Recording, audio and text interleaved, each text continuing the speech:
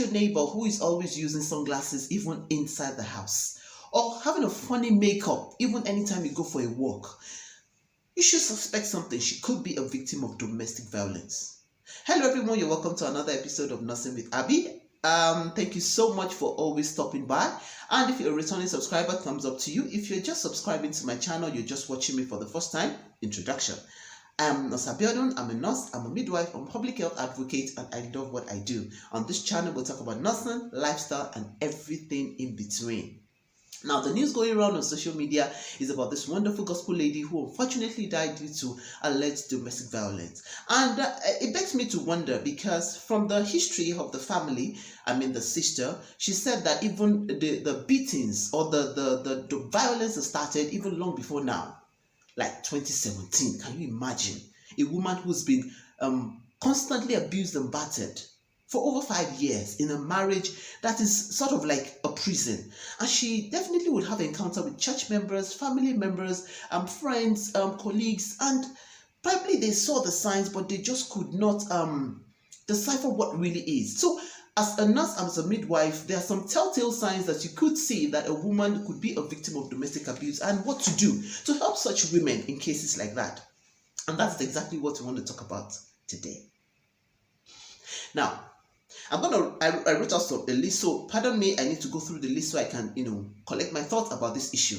It's actually still a thing of shock for me as a death, but there have been so many other women who has unfortunately been in this situation, and some unfortunately died. Some have been maimed for life. I know of a woman who has been deaf because of constant slapping, and there are some women also who their self-esteem has still not come back even after running away. So there are so many devastating effects. I'm not even talking about those effects that the children it will have on the children who believes that wife beating is the norm. Can you believe that? Now, this is going to be a 2-part series, so because I don't want it to be too long, but ensure that you join me on Facebook Live also concerning this issue. We're going to talk about it. I'll read your comments. We'll talk about it and trash it out, and know 10 signs that you would know that this person could be a victim of domestic abuse and what to do to help. Now, the first thing is that the person will be easily startled. Now, there will be so much anxiety, just like something like a bang on the door will make her just fidget so much that you'll be wondering what's going on.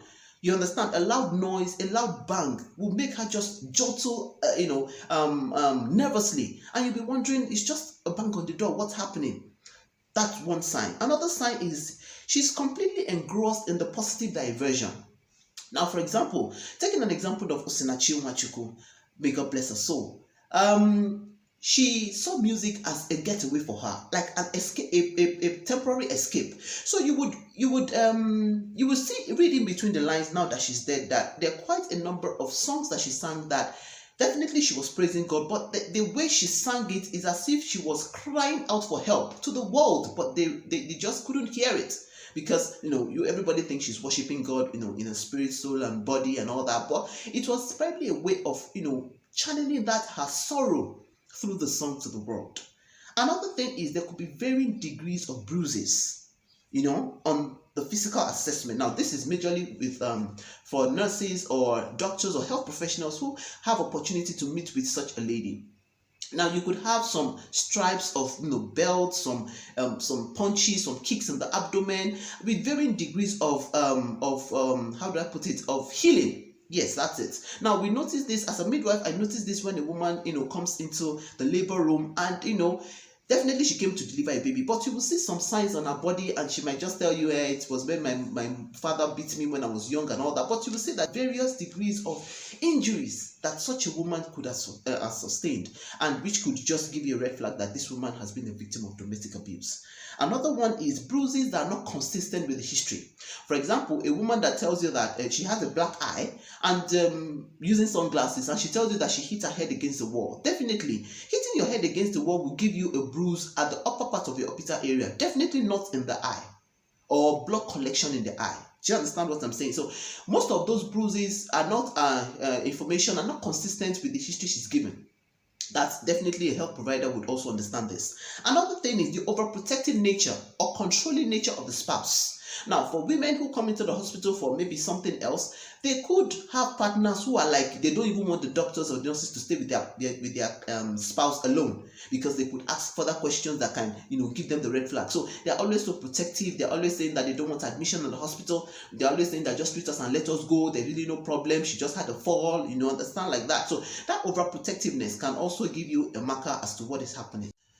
Now, another thing, like I said overprotectiveness of the partner. Also, you could have somatic complaints without organic base. Now, what this means is that the client or the patient or the woman comes with so many symptoms that are not, really relevant with medicine. For example, she might say she has a headache, she has body pains, and you've done all the tests medically possible, and you're not seeing any maybe malaria or typhoid, but she's just having so much complaints that are not consistent with medical information. Okay, so those are what we call somatic complaints, and that could also be as a reason of being a victim of domestic abuse. Also, denial of the manipulative behavior. Now, for so many women, they try to rationalize for such a spouse or the abuser. They would say, he just got angry. This is the first time. He has never hit me before. He buys me cars. He buys me houses. They just try to rationalize for them. Some even go to the extent of saying they are staying because of their children. Can you imagine? When you die, what is the essence? And that is why we always say, live to live. Leave to live. Live to live. At least you'll still be alive to probably take care of those children, and it won't kill you. Now, another thing is that they're going to suffer from low self-esteem. Now, the low self-esteem will be constantly because of verbal abuse, emotional abuse, making them lesser than who they actually are. Anything they try to do to better their life will be regarded as a way of maybe promiscuity. Like a woman who comes home to tell her husband, oh, I've been given a job after 5 years of trying to get a job, and thank God it's in a hotel, but I'll be telling them to give me off duties during weekends and all that. And all the husband could say, looking at their present financial condition, is you want all the men all the customers to start sleeping with you. Now, that definitely dampens the morale of such a woman who has thought that at least she has financial freedom at last. Now, such a woman may not even think of anything that has to be job application for the next 2 years, just because of the constant low self-esteem she's receiving from her partner. Now, dissociation from family and friends. Now, this is very, very typical of a lot of people, because they know that the abuser knows that if the family and friends are involved in such a person's life, she could get a form of escape. So she would do all she can to make sure that she has a negative relationship with her family and friends. You understand? And that will prevent her from seeking for help from people that are close to her. And in fact, some of the abusers can go to the extent of saying, I'll be your only friend, no friends, no families, no connection, no relationship. And they even start keeping tabs on them, tracking their phones, using GPS on them, just to make sure that they still know where they are and they don't seek for help. Now, the last thing is, I'm gonna continue this, like I said, in the part 2, which is gonna be tomorrow. But the last thing is that reactions of finality may be disastrous. Now, what I'm trying to say is that sometimes, like the Yoruba people would say, that when you push a goat when you keep on pushing the goat and you keep on pushing the goat, when you push a goat to an extent, it hits the wall, and because the goat doesn't find a way out, it would fight back. Now, in cases of men killing women or women killing men, it could be as a result of self-defense. Now, you've battered this woman, you've emotionally abused her, you've tortured her. Now, the woman might say, I can't take it anymore. Now, the way by which she tries to defend herself might lead to the abuser's death. And unfortunately, it's not always a good tale. So you don't allow it to get to the extent where you later have to defend yourself to the extent of having to kill your partner. So unfortunately, this has happened so many times. Now, I'm going to give you a helpline, which is called, it's actually in Lagos, DSVRT. That's Lagos State Ministry of Justice. And you can dial, I'm going to scroll the number on the screen, dial 0800 033 333. That's 08 30s and 63s. Now, till I see you in my next episode, which is going to be tomorrow, we're going to talk more about this, and put in your comment in the comment section. Let's discuss about this. Let's learn together. Have a beautiful day.